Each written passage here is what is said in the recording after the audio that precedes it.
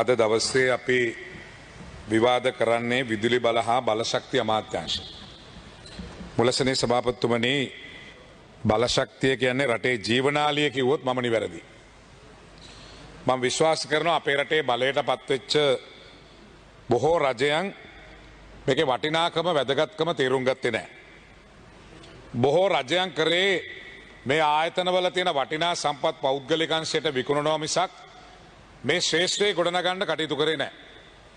අපි මගේ හිතමිත්‍ර උදේ ගම්මන්පිල ගරු ඇමතිතුමා උදාහරණයකට ගත්තොත් එතුමාගේ අමාත්‍යාංශයට අයිති අපේ රටේ තියෙන වටිනාම සම්පත් අපේ තියෙන ඛනිජ තෙල් නීතිගත සංස්ථාවේ 3න් 1ක් පෞද්ගලික අංශයට වික්කා. ඉන්දියාවට වික්කා. ඒ විතරක් නෙවෙයි අපේ තියෙන තෙල් ටැංකි 99ම ඉන්දියාවට වික්කා. ඊළඟට මේ ඛනිජ තෙල් ශේෂ්ත්‍රය අපිට ගොඩ එන්න තියෙන එකම දේ තමයි ගවේෂණය. මේ සම්බන්ධයෙන් කිසිම පියවරක් ගත්තේ නැහැ. ඒ නිසා තමුන්නාන්සලා කතා කරනවා මහලොකුවට හදන්න. තමුන්නාන්සලා මේ ශේෂ්ත්‍රය හදන්න කතා කරනවා. තමුන්නාන්සලා තෙල් ටැංකි ටික විකුණලා, පෙට්‍රල් ෂෙඩ් ටික විකුණලා, ගවේෂණය පිළිබඳ කිසිම කටයුත්තක් නොකරලා තමුන්නාන්සලා එනවා මේ ශේෂ්ත්‍රය හදන්න. ඉතින් ඒ නිසා පළවෙනියටම කියන්න ඕනේ මේ ඛනිජ තෙල් නීතිගත සංස්ථාවේ කඩාවැටීමට සම්පූර්ණයෙන්ම වග කියන්න ඕනේ විපක්ෂ තමුන්නාන්සලා. තමුන්නාන්සලාගේ ආණ්ඩුව කාලේ ගත්ත තීරණ තමයි මේක බලපෑවේ කියන එක මගේ මිත්‍ර නලින් බණ්ඩාර මන්ත්‍රීතුමාට කියන්න ඕනේ. මුලස්සනේ සභාපතිතුමනි, මම කතා කරන්න බලාපොරොත්තු වෙන්නේ බලශක්ති ශේෂ්ත්‍රය නෙවෙයි. එකට ඉතිකරු ජනාධිපතිතුමා ඊටම දක්ෂ ඇමතිවරයෙක් පත් කරලා තියෙනවා. එතුමා උදේ ගම්මන්පිල ඇමතිතුමා මේ විෂයට පත් කරෙත් විශාල බලාපොරොත්තුවක් තියාගෙන අවංක අමාත්‍යවරයෙක් හැටියට. මොකද මේ ශේෂ්ත්‍රයට එතුමාට ඕන වුණා අවංක ඇමතිවරයෙක්.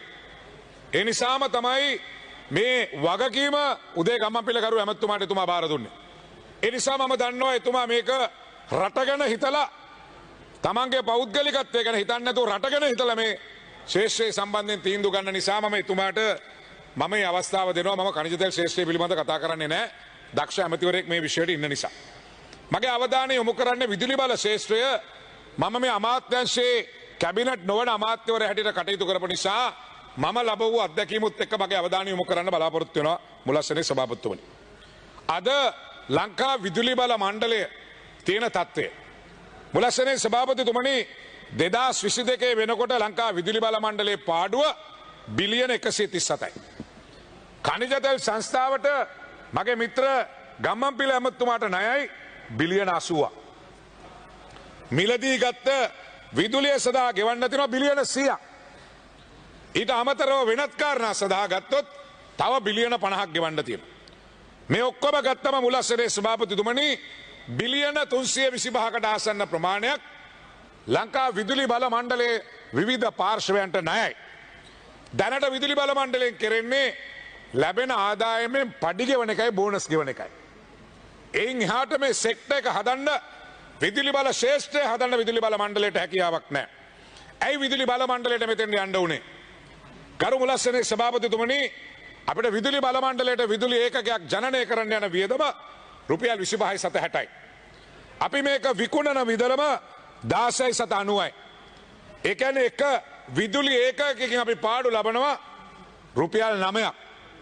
ඒතර එක ඒකකයකින් රුපියල් 9ක් පාඩු ලබලා තමයි අපිට විදුලි බල අමාත්‍යාංශය කටයුතු කරන්න තියෙන්නේ. එහෙමනම් මේ පාඩු අවම කරන්න මොකද කරන්නේ? මට මතකයි මම 2005 විදුලි බල රාජ්‍ය නියෝජ්‍ය අමාත්‍යවරයා හැටියට කටයුතු කරපු වෙලාවේ තමයි නොරොච්චෝලේ විදුලි බලාගාරේ ව්‍යාපෘති ආවේ. එදා රුපියල් 16ට විකුණපු විදුලි ඒකකය අපි නොරොච්චෝලේ බලාගාරේ හදපු නිසා රුපියල් 6.2කට විදුලි ඒකකයක් නිෂ්පාදනය කරගන්න හැකියාව ලැබුණා. නලින් බණ්ඩාර මන්ත්‍රීතුමා කිව්වා එතුමා දන්නවා ඒ ව්‍යාපෘතිය පිළිබඳ. අද වෙනකොට අපි US බිලියන 1.3ක් වැය කරා නොරොච්චෝලේ විදුලි බලාගාරය හදන්න ණය ගන්න. මේ වෙනකොට ඒකකයක් සදා නිෂ්පාදිත මිල රුපියල් 16යි. එතකොට විකුණන මිල 16යි. ගල්ලංගුරු සදා නිෂ්පාදිත මිල 6යි. මේ 9යි ගාන වැඩි කරොත් මේ වෙනකොට නිෂ්පාදනය කරලා තියෙන ඒකක ගානෙන් අද වෙනකොට මුලස්සනේ සභාපතිතුමනි අපි නොරොච්චෝලේ බලාගාරය සදා ගත්ත ණය පියවලක් ඉවරයි. දැන් යන්නේ ලාභෙට. මේ තමයි මහින්ද රාජපක්ෂ ජනාධිපතිතුමාගේ අවදියේ ගත්ත තීන්දුව. මම එදා මහින්ද රාජපක්ෂ මහත්තයා ජනාධිපති වෙලාවේ මේ තීන්දුව ගන්න ගියපු වෙලාවේ මුරු මුහුදු තීරයේම වෙරළ කරේම කතෝලික ප්‍රජාව කළු කොඩි දාලා බැස්ස මේකට විරුද්ධව. ඒ 2005 ජනාධිපතිවරණේ.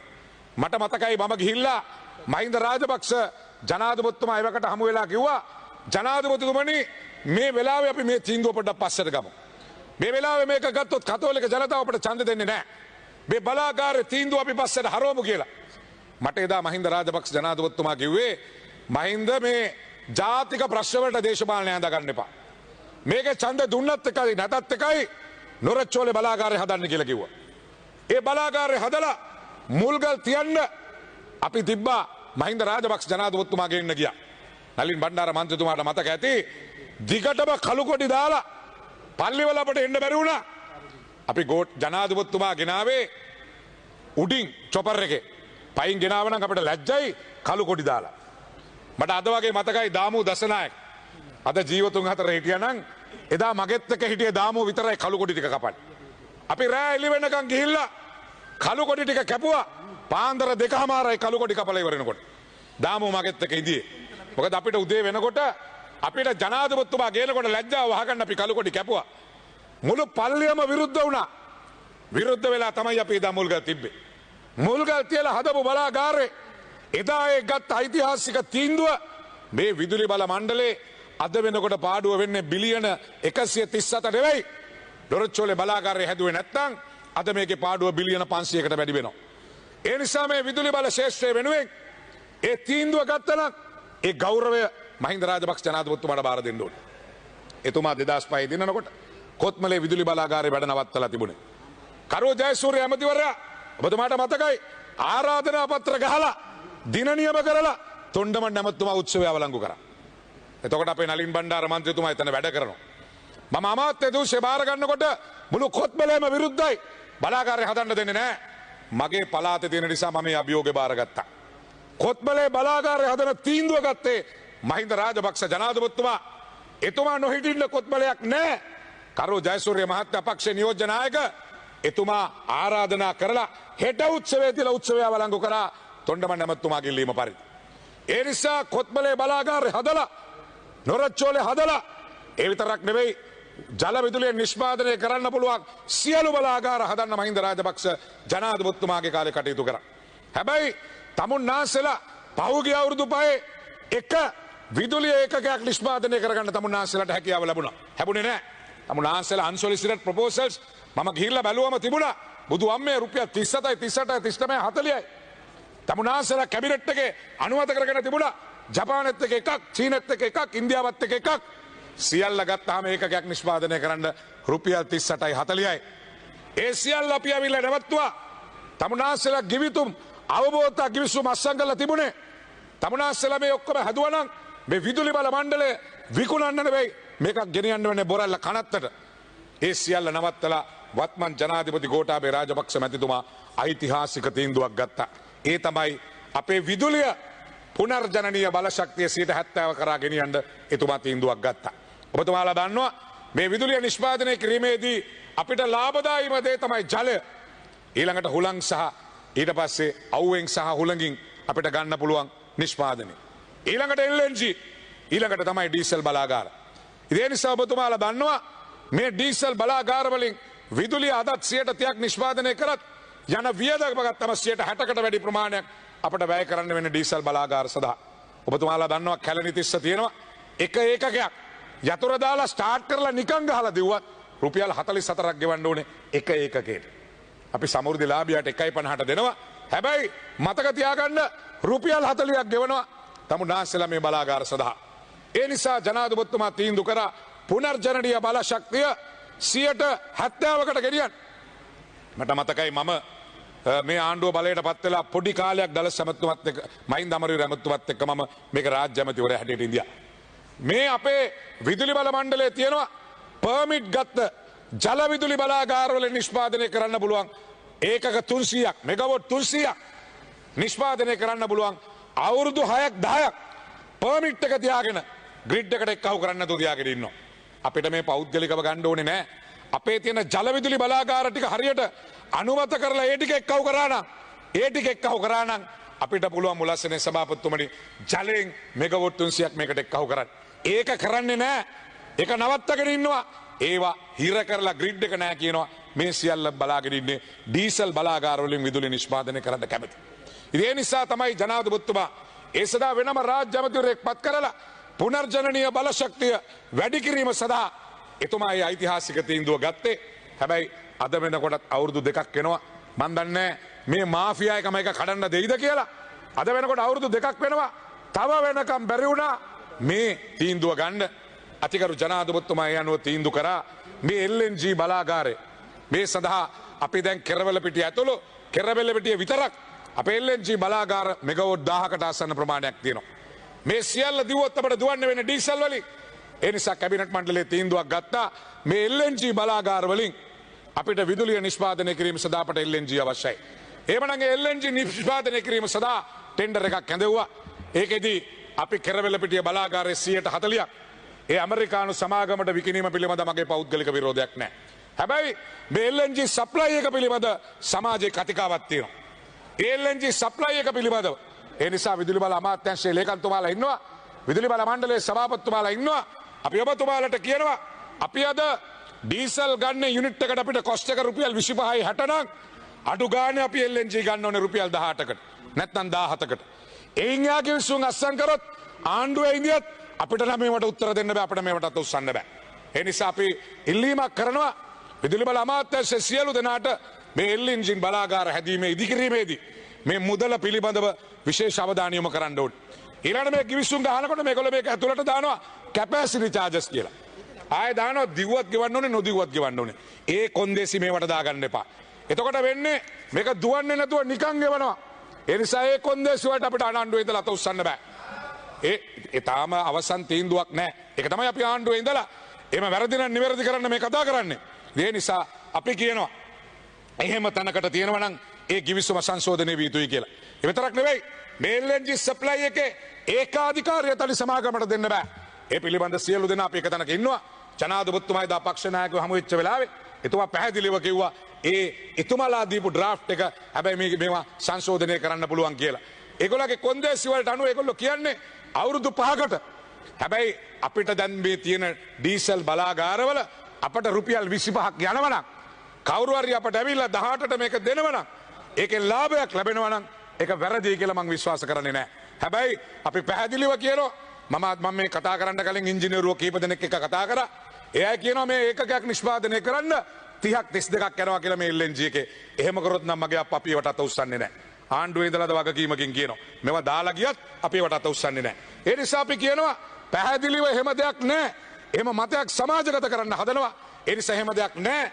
මේකේ පැහැදිලිව රුපියල් 18කට වැඩි වෙන්නේ නැහැ විදුලි ඒකකයක් නිෂ්පාදනය කරන්න මේ LNG මේ සප්ලයි එකේදී. මේ 18 වෙන්නේ ඩොලර් 120ක් වෙච්ච හින්දා.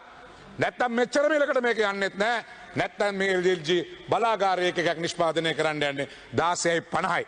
ඒ නිසා මම හිතනවා පෞද්ගලිකව අපි අද ඩීසල් බලාගාර වලින් රුපියල් 25ට විදුලි ඒකකයක් ගන්නට වැඩිය අපිට LNG සප්ලයි එකෙන් අපිට රුපියල් 18ට ගැනීමේ විරෝධතාවයක් නැහැ. අපි තව අවුරුදු 3-4ක් යනකොට අපේ රටේ වීරයා වෙන්නේ උදේගම්මන් පිළ මැතිතුමා. එතුමා දැන් තෙල් ගවේෂණය පටන් අරන් ඉවරයි. එතුමා සමාගම් කැඳවලා ඉවරයි. අපේ රටේ තෙල් නිදි ගෑස් තියෙනවා කියලා අඳුරගෙන ඉවරයි. ඒ තෙල් නිදි ගෑස් නිදි අඳුරගත්තට පස්සේ මේ සියලු ගිවිසුම් අවලංගු වෙනවා. ඒ කොන්දේසි වලට ඒව ඇතුළත් වෙන්න ඕනේ. ඒ අස්සම් කරන ගිවිසුම් වලට ඒව ඇතුළත් වෙන්න ඕනේ. අපේ රටේ අපි ගෑස් ටික හොයනකොට අපේ රටේ ගෑස් ටික හොයනකොට අපිට පිටරටින් ගෑස් ගන්න ඕනේ නැහැ. එදා මේ පිළිබඳ ජනාධිපතිතුමාත් එක්ක සාකච්ඡා කරාම පැහැදිලිව එතුමා මේ පිළිබඳ එක කතාවේ කිව්වා. ඒක තමයි කොන්දේසිය. අපේ රටේ ගෑස් හොයනකොට අපිට පිටරටින් ගෑස් ගෙනීමේ අවශ්‍යතාවයක් නැහැ. අනිත් එක මේ මහා ලොකු සප්ලයි එකක් නැහැ. නලින් බණ්ඩාර මන්ත්‍රීතුමා නැව් 3යි අවුරුද්දකට එන්නේ. මේ අවශ්‍යතාවයට නැව් 3යි ෂිප්ස් 3යි. මේ මහා ලොකු දෙයක් නෙවෙයි. ඒ නිසා මේ වෙලාවේ රටේ ආර්ථිකයට මහා බරක් වෙලා තියෙන බිලියන ගාණක් ආණ්ඩුව සබ්සිඩයිස් කරන මේ ආණ්ඩුව පාඩු ලබා ගෙවන රටින් ඛනිජ තෙල් සංස්ථාවට ණය වෙනවා බැංකුවට ණය වෙනවා ඒ ණය වෙවි විශාල මුදලක් වියදම් කරලා විදුලිය නිෂ්පාදනය කරනවද එහෙම නැත්නම් පෞද්ගලික අංශයේ දායකත්වයක් කරගෙන මේ කටයුත්ත කරනවද කියන එක අපි හිතන්න ඕනේ. අපි පෞද්ගලිකව දන්නවා අපේ රටේ කිසිදු මහා පරිමාණ ව්‍යාපෘතියක් පෞද්ගලික ආයෝජකයන්ගේ සහයෝගයක් නැතුව අපිට කරන්න බෑ. එක්ක අපි විදේශ ණය ගන්න ඕනේ. අද දුමින්ද දිසානායක ඇමතුමා අද පුනර්ජනනීය බලශක්තිය සඳහා අද කැදවලා විශාල ආයෝජක ප්‍රමාණයක් ඇවිල්ලා තියෙනවා. දැන් තමුන්නාන්සේලාගේ ආණ්ඩුව කාලේ රවි කරුණානායක මහත්තයා කියන්න දුමින් දමතුමා කීයද දැම්මේ? සෝලායකට ටෙන්ඩර් එක කීයද? 22යි. තමුන්නාන්සේලාගේ ආණ්ඩුවේ සෝලා ටෙන්ඩර් එක 22යි. අද දුමින් දමතුමා දාලා දිනවා කීයද? රුපියල් 12යි. මං හරිද කියනවා? අද ඇවිල්ලා තියෙනවා රුපියල් 12යි. තමුන්නාන්සේලාගේ කාලේ 22යි. මතක තියාගන්න තමුන්නාන්සේලා 22ට ඒකකයක් කැබිනට් එක අනුමත කරලා දුන්නේ. තමුන්නාන්සේලා අද අපි විවෘත ටෙන්ඩර් කැදවලා 10යි 12යි. මතක තියාගන්න තමුන්නාන්සේලාගේ අද අඩු වෙලා තියෙනවා. මේක තමයි ගෝඨාභය රාජපක්ෂ මහත්තයාගේ වෙනස. ඒක තමයි තමුන්නාන්සේලාගේ අපේ වෙනස. රවි කරුණානායක මහත්තයා මතක තියාගන්න පෞගිය ජනාධිපතිවරයා ඔන්න මෙන්න තියලා දුමින්ද අමතුමා මේවා කියන්න තමුන්නාන්සේලාගේ ආණ්ඩුවත් ඔබතුමාත් හිටියා. ඔබතුමා මේක ඇමතිකම හිටියේ නෑ. හැබැයි රවි කරුණානායක මහත්තයා ජල විදුලි බලාගාරවලට කියන්න. අතරම සෝලා ටෙන්ඩර් කරන වැඩ කටයුත්ත අපේ රජයේදී පටන් ගත්තේ එවකට සියඹලපිටිය ඇමතුමා විදිහට හිටියා. හැබැයි අපේ කාලේ දුන්නු අන්තිම ටෙන්ඩර් එක රුපියල් 14යි ගානකට ගියේ. හැබැයි රූෆ්ටොප් ගෙවල් වල රූෆ්ටොප් වලට 22ක් ගෙව්වා. හැබැයි මෙගාවට් 10 දක්වා වූ ව්‍යාපෘති වලට රුපියල් 14යි ගානක් තමයි අන්තිමට මම ඔබතුමාට කියන්නේ රූෆ්ටොප් එකට දුන්න 22 තමයි. ඒ ගෙවල් ඒ টොප් එක ගැන තමයි මම මේ කතා කරන්නේ. රූෆ්ටොප් එකට දීප එක තමයි මම වැරදි කියලා කියන්නේ. නලින් බණ්ඩාර පොඩි මිනිස් නලින් බණ්ඩාර මන්ත්‍රීතුමා ඔබතුමා බලන්නේ කැබිනට් පේපර් එකේ ලේඛනයක් තියෙනවා. ආයතන ගණනාවකට 22 දෙන්නේ. එහෙම පොඩි මිනිස්සුන්ට දුන්නා නම් අපේ විරෝධතාවයක් නෑ නලින් බණ්ඩාර මන්ත්‍රීතුමා. මම ඔබතුමාගෙන් අහන්නේ අපිට සෝලා යුනිට් එකක් 12ට හදන්න පුළුවන් නම් ඇයි අපි 22ක් දෙන්නේ? ඇයි අපි 22ක් දෙන්නේ? තමුන්නාන්සේලාගේ මහ ලොකු චම්පික රණවක මහත්තයා ප්‍රොජෙක්ට් එකක් වෙනම දාලා තියෙනවා. ඒකේ පහුගිය අවුරුදු පහේ මලික් සමරවික්‍රමගේ වෙනම ප්‍රොජෙක්ට් එකක්, චම්පික රණවකගේ වෙනම ප්‍රොජෙක්ට් එකක්, එක එක්කෙනාගේ වෙන වෙන ප්‍රොජෙක්ට්. චම්පිකගේ ප්‍රොජෙක්ට් එකේ කුණු ප්‍රොජෙක්ට් එක. ඒ කුණු වලින් විදුලිය නිෂ්පාදනය කරන්න. ඒකකයක් රුපියල් 37යි. ආණ්ඩුව සබ්සිඩි ගෙවනවා 14ක්. ආණ්ඩුවෙන් ගෙවනවා රුපියල් 14ක්. තමුන්නාන්සේලාගේ අවුරුදු පහේ. ඒ චම්පික රණවක මහත්තයාගේ ප්‍රොජෙක්ට් එක. ඒක ඊළඟට රවි කරුණානායක මහත්තයාගේ තව ප්‍රොජෙක්ට් එකක්. මලික් සමරවික්‍රම මහත්තයාගේ තව ප්‍රොජෙක්ට් එකක්. ඇමතිවරු 4 දෙනෙක් ප්‍රොජෙක්ට් 4ක් ගෙනලා දෙනවා තමුන්නාන්සේලාගේ ආණ්ඩුව කාලේ. අපි කියන්නේ දැන් අද අපි වින් වල සෝලා වල රුපියල් 14ට 12ට මං ඔබතුමාට බාධා කරේ නෑ. අදෙන් දැන් මගේ ලාදෙන්. අතරම ඔබතුමාට කලින් කතාව තිබුණා අපි දැන් මිත්‍රයෝනේ. ඔබතුමා අතරම මේ කියන ව්‍යාපෘති ටික දැන් අපි දන්නවා කුණු ව්‍යාපෘතිය බරපතල රටට ප්‍රශ්නයක් වෙච්ච ව්‍යාපෘතියක් අපේ කුණු ප්‍රශ්නේ විසඳලා තියෙනවා. ඒ ප්‍රශ්නෙත් එක්ක. හැබැයි එතනින් පාර කුණු නැද්ද?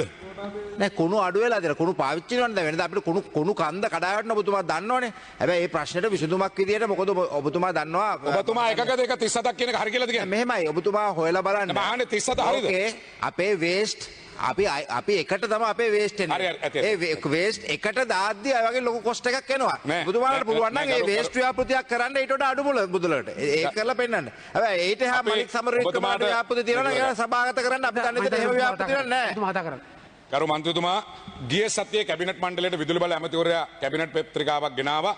කැලි කසල වලින් මේ පුත්තලම පැත්තේ ප්‍රසන්න ඇමතුමා ඔබතුමත් කතා කරරුවක් කාලේ. ඔබතුමා දන්නවද කැබිනට් පේපර් එකම කැබිනට් එක ජනාධිපතිතුමා රිජෙක්ට් කරා. ඇමතිතුමා දිස්ත්‍රික්කයේ ඉඳ කිව්වා අපිට පළාත් පාලන ආයතනයෙන් රජයේ සබ්සිඩි එක නැතුව කරන්න ඉඩ දෙන්න කියලා ඇමතිතුමා කිව්වා. එදා තමුන්නාන්සේලා අපි ආපු වෙලාවේ කැලි කසල ප්‍රශ්නේ විසඳනවා කියලා කැලි කපන ප්‍රශ්නේ බිස්නස් කරන්න බෑනේ. කැලි කසල ප්‍රශ්නේ අපි පිළිගන්නවා. කුණු වලට විසඳුමක් දෙන්න ඕනේ. හැබැයි කුණු අස්සේ බිස්නස් කරන්න බෑ. අපේ මහනුවරත් තියෙනවා ගුහාගොඩ කන්ද. ඒ ගුහාගොඩ කන්ද හම්බ කරන උන් ටිකක් ඉන්නවා. ඒ නිසා අපි ඔබතුමාලට කියන්න ඕනේ තමුන්නාන්සේලාගේ කාලේ 22කට කීයටද ගියේ? හැබැයි අද මතක තියාගන්න අද පුනර්ජනනීය බලශක්තිය සඳහා ඒකකයක් සඳහා යන මිල අඩු කරලා තියෙනවා. අද රුපියල් 12ට 10ට ඇවිල්ලා තියෙනවා. ඒක තමයි වෙනස. තමුන්නාන්සේලා කියනවා ජනාධිපතිතුමා අත්දැකීම් නැති ජනාධිපති කෙනෙක්. අත්දැකීම් නැති හින්දාද 22කට ඕගොල්ලෝ දුන්නේ. අත්දැකීම් තියෙන කෙනාගේ කාලෙද? අත්දැකීම් නැති කෙනාගේ කාලේ 12යි. ඒක තමයි වෙනස. ඒ නිසා අපි ඔබතුමාලට කියන්න ඕනේ අපි හැමදාම මේ විදුලිය වෙනුවෙන් වෙන පෞද්ගලික රනිල් වික්‍රමසිංහ අගමැතිතුමා ජපානයේ ගිහිල්ලා වෙනම ගිවිසුමක් අත්සන් කරා. ඉන්දියාවත් එක්ක වෙනම ගිවිසුමක් අත්සන් කරා. ඒක බැලන්ස් කරන්න චීනෙත් එක්ක තව ගිවිසුමක් අත්සන් කරා. මෙහෙම යන්න බෑ මේ ශ්‍රේෂ්ඨය හදන්න. මේ ශ්‍රේෂ්ඨය වෙනුවෙන් හරි තීන්දුවක් ගන්න ඕනේ. ඒ නිසාම තමයි අතිගරු ජනාධිපතිතුමා මේ පුනර්ජනනීය බලශක්තිය 100%කට ගෙනල්ලා. අපි ඇයි කොහෙවත් ඇති තෙල් එක්ක මැරෙන්නේ? ඇයි අපි කොහෙවත් ඇති ඩීසල් එක්ක රණ්ඩු වෙන්නේ? අපේ රටේ නිකන් අපිට හුලන් ටික තියෙනවා. අපේ රටට අපිට අවුව නිකන් තියෙනවා. ඇයි අපේට වතුර ටික අපිට නිකන් තියෙනවා? ඇයි අපි ඒකේ ප්‍රයෝජනෙට ගන්නේ නැත්තේ? අද දුමින්ද දිසානායක ඇමතුමා මම ඔබතුමාට කියනවා මගේ කාලෙත් මම මේක try කරා බැරි වුණා. අපේ තියෙනවා මිනි හයිඩ්‍රෝ මෙගවොට් 200ක් 300ක් ලයිසන් අතේ තියාගෙන ඔබතුමා පෞද්ගලිකව දන්නවා ලයිසන් අතේ තියාගෙන සරම ඇඳගත්ත මුදලාලි කෙනෙක් එන්නේ. අර නලින් බණ්ඩාර මන්ත්‍රතුමාටත් මෙගවොට් දෙකක් තියෙනවලු. මේ අපේ සරම ඇඳගත්ත මම විදුලි බල ඇමති කාලේ මට මතකයි කට්ටිය එනවා සරම ඇඳගෙන එනවා. මේ බලාගාරයක් හදන්න තියා ප්ලේන් ටිකක් බොන්න සල්ලි නැහැ. සරම ඇඳගෙන එනවා පර්මිට් එක අතේ තියෙනවා. මිලියන 30යි 40යි 50යි බිස්නස් කරනවා. මේකට මණ්ඩලයේ කට්ටියක් ඉන්නවා. ඒ නිසා දුමින්ද ඇමතුමා මේ සියල්ල අවලංගු කරලා මගේ කාලේ මන් තීන්දුවක් ගත්තා මේ නලින් බණ්ඩාර ඇමතුමාගේ දෙකත් එක්ක ඔක්කොම කැන්සල් කරන්න. කැන්සල් කරලා ටෙන්ඩර් එකක් දාන්න. ටෙන්ඩර් එක දාලා ඔබතුමාලා මේක කරන්න. මේවා ගැන තීන්දුව ගන්න ඇමතුමා. නැත්නම් ජල විදුලියෙන් මෙගවොට් 300ක් අපිට හදන්න බැරුව අවුරුදු 10ක් අපි කෙකර බානවා කියන්නේ විදුලි බල මණ්ඩලයේ ඇමතුමා මොනතරම් අකාර්යක්ෂමද? රුපියල් 4යි 50යි 5යි ජල විදුලියෙන් ඒකකයක් නිෂ්පාදනය කරන්න යන්නේ. ඒ නිසා මගේ කාලේ නැඩිය නැහැ. ඒ නිසා අපි කියනවා මේ වෙලාවේ මේ ඇමරිකානු සමාගමට දීම පිළිබඳ සමාජය තුළ කතිකාවක් තියෙනවා. සමාජය තුළ වැරදි අවබෝධයක් තියෙනවා. ඉංජිනේරුව ගැන වැරදි අවබෝධයක් තියෙනවා. ඒ නිසා විදුලි බල මණ්ඩලයේ කටයුතු කිරීමේදී අඩු ගානේ මේ ඒකකයක් රුපියල් 18කටවත් ගන්න. ඒ වගේම මේ ගෑස් සදා ඒ මොනොපොලියක් දෙන්නේ නැතුව අපේ රටේ ගෑස් ටික නිෂ්පාදනය කරනකොට ඒකට ගන්න වැඩපිළිවෙල හදලා මේ රටට සුබවාදී ලෙස මේ ව්‍යාපෘති ක්‍රියාත්මක කරන්න කටයුතු කරන්න කියන ඉල්ලීම කියනමින් මම නිහඬ වෙනවා. බොහොම ස්තුතියි.